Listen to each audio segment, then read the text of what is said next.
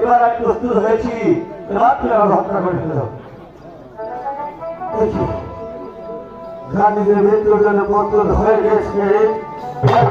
মৃত্যুর আগে আমি গান্ধীকে কথা জিজ্ঞেস করবো। বলো বলো, আমার ভাই গান্ধী আমার কথা রাখবে। বলো তুমি কি বলবে? তাহলে শোনো ভাই গান্ধী, মৃত্যুর সময় তোমার যে কোনো দেশে যেতে হয় ভাই, আমার তো কিছু দেখতে হয় না। তাহলে কি কাউকে দেখতে যেতে হয়?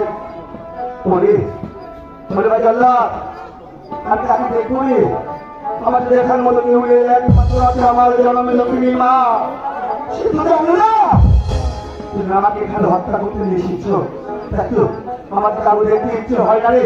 তবে কি কথা একটি কথা, হ্যাঁ একটু পরে দেহ থেকে আমার প্রাণ পাখি চিরদিনের জন্য চলে যাবে। এই প্রাণ পাখিটা আমার পূর্বে তুমি যদি আমাকে একটু সময় দিতে, তাহলে আমি সেই পারের হলো আমি আমার কথাই করে দিতাম। একটু বলে সবাই তোমার বিরাগে সাম্রাজ্যে অনেকে টাকা পয়সা ধর আমার এই মক্কা ছিল। ভাই